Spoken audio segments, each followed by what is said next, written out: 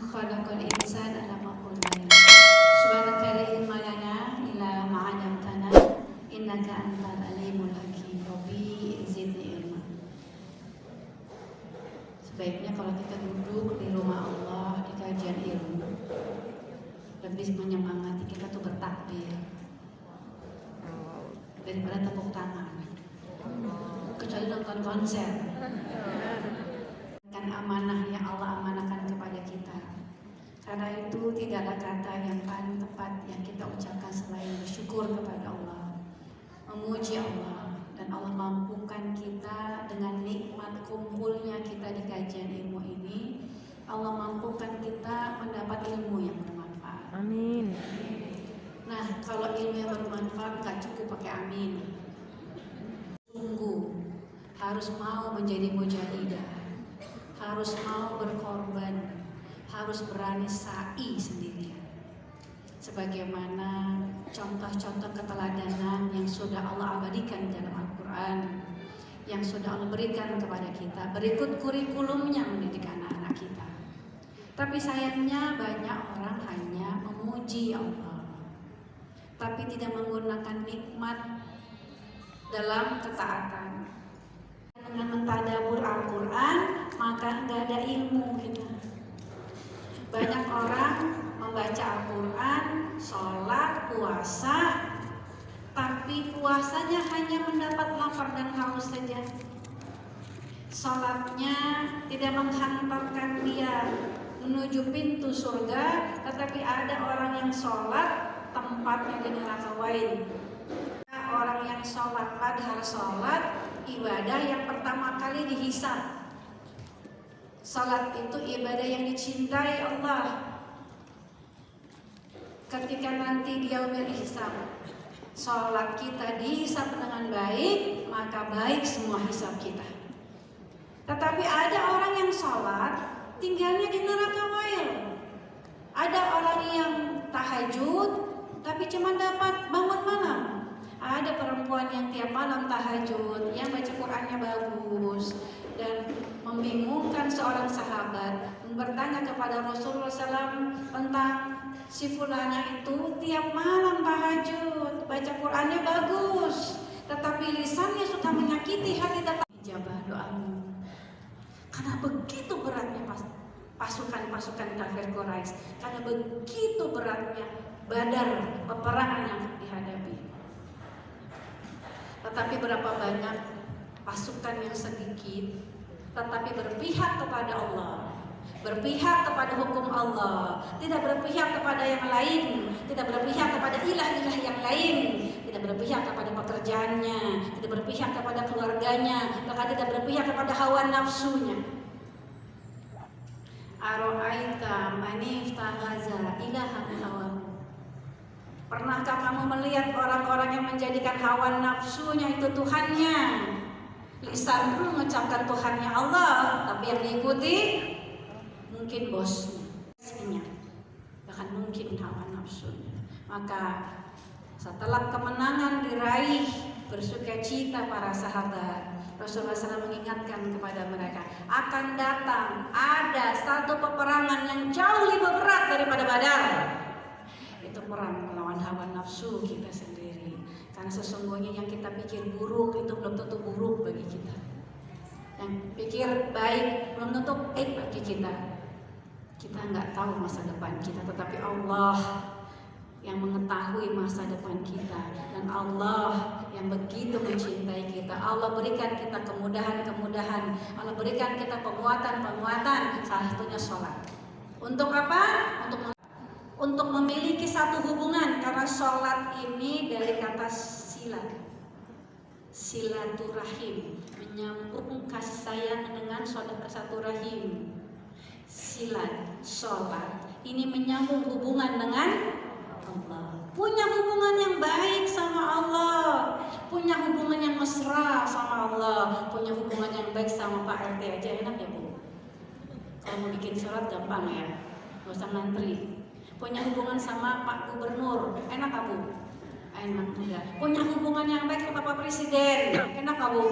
Bisa mempertemukan putik dengan benang sari, bermanfaat. itu ulat.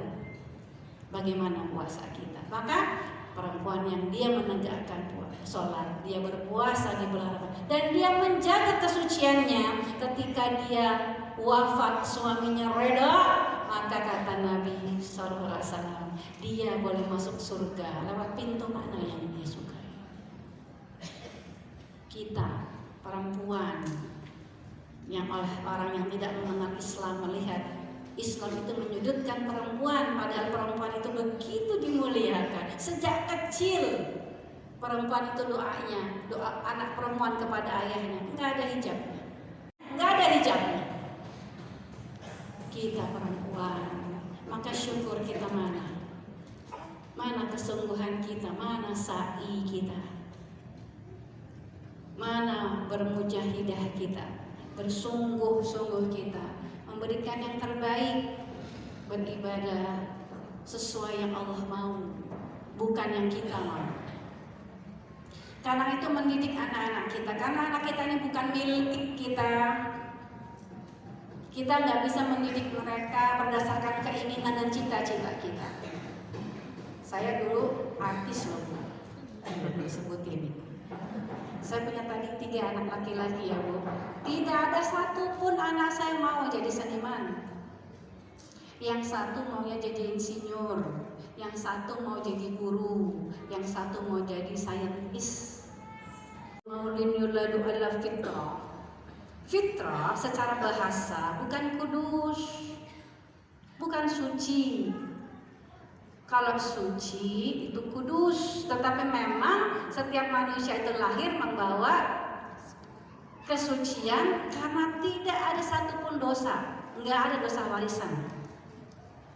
Lahir dalam keadaan tidak berdosa. Jadi kalau bunda-bunda ya punya cucu, punya anak yang mereka belum balik, itu malaikat dalam rumah kita. Bukan milik kita. Kita bermunajat ketika dulu menikah, Robbi habli minas sholihin, Robbi habli minas sholihin, Robbi habli minas sholihin. Ya Rob, katakan kepada kami anak yang soleh soleha. Maka fitrah bermakna siap untuk taat. Fitrah juga dari kata fataro yang bermakna kecerdasan, potensi, tabiat. Kalau Howard Gardner baru menemukan 8 multiple intelligences.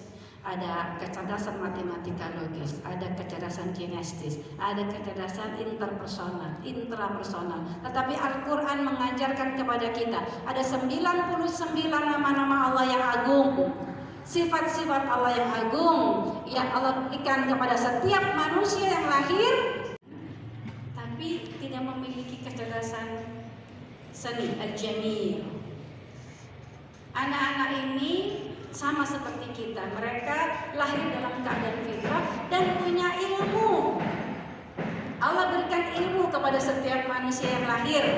Allah berikan mereka ilham moralitas. Fa'alhamaha fujuraha wa taqwaha qad aflaha man zakaha wa qad khaba man dasaha. Jadi setiap manusia itu punya fujur dan punya takwa. Fujur karena kita diciptakan jenisnya manusia. Walaupun tiap hari ngaji, tetapi punya keinginan, punya hawa nafsu. Beda dengan malaikat yang diciptakan nggak ada pilihan selain taat.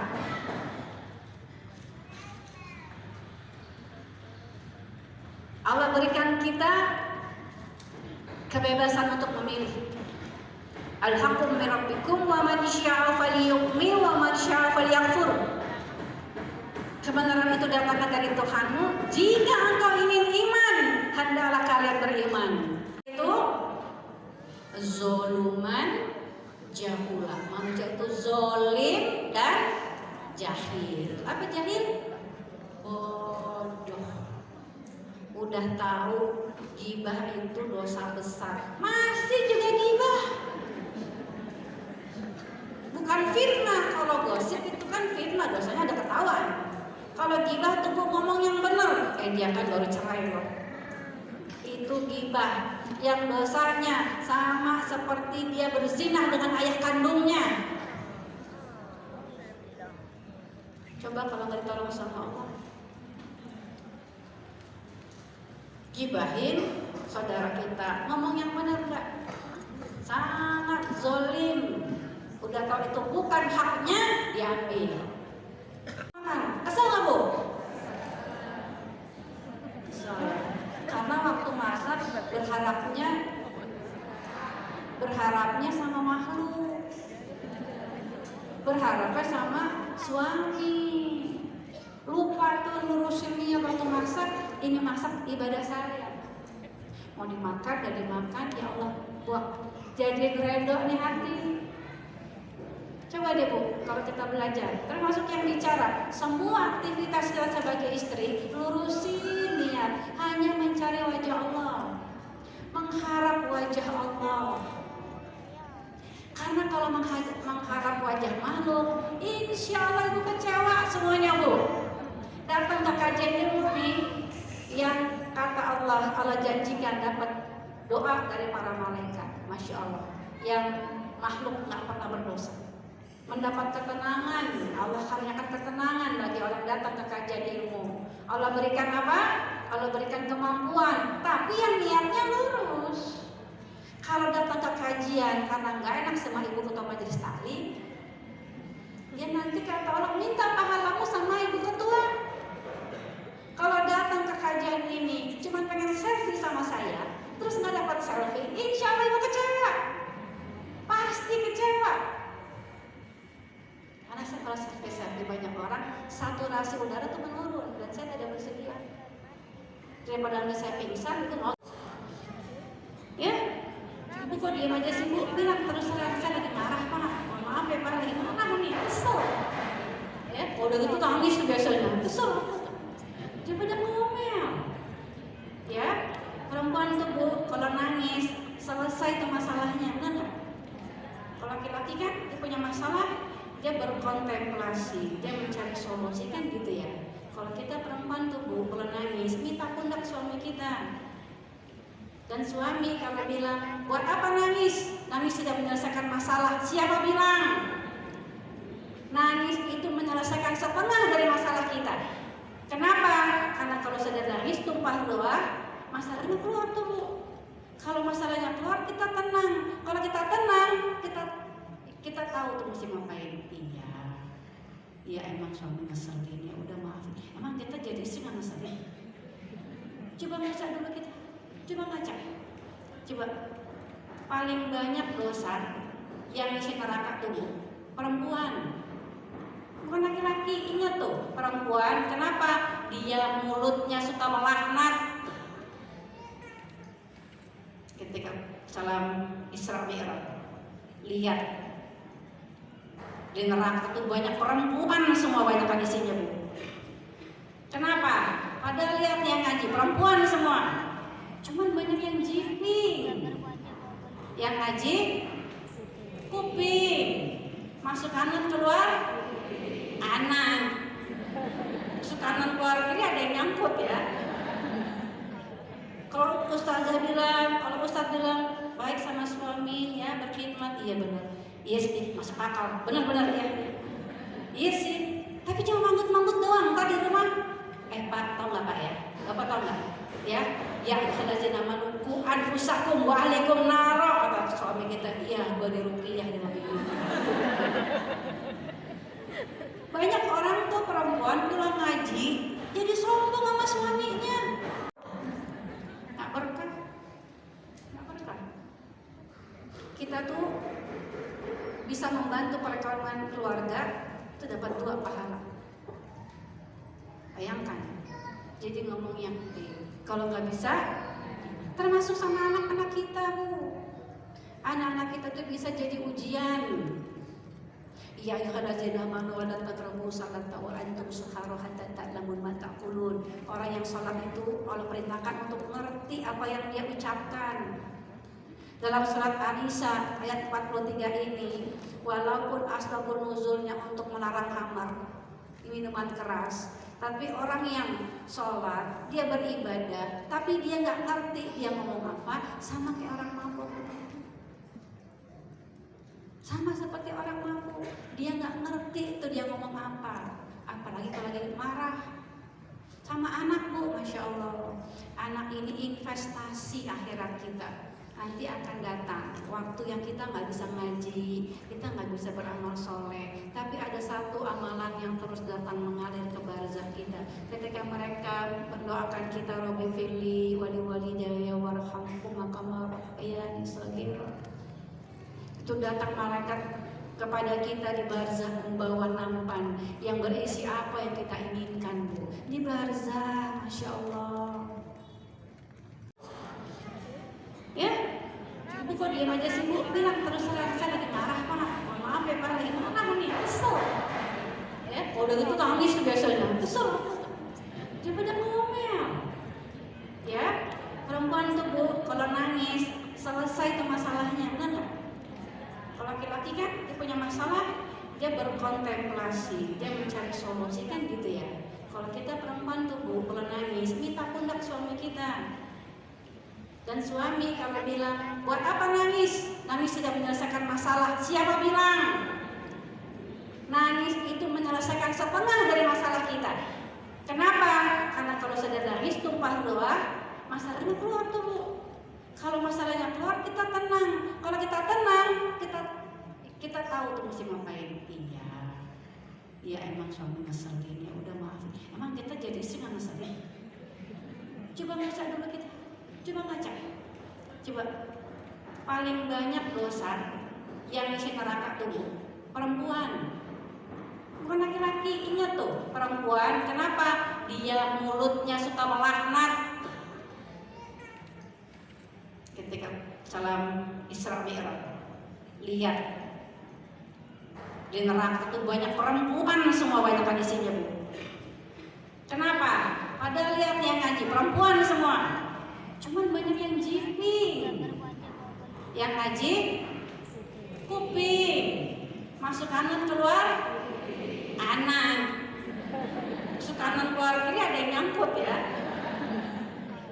Kalau ustazah bilang, kalau ustaz bilang baik sama suami ya, berkhidmat, iya benar.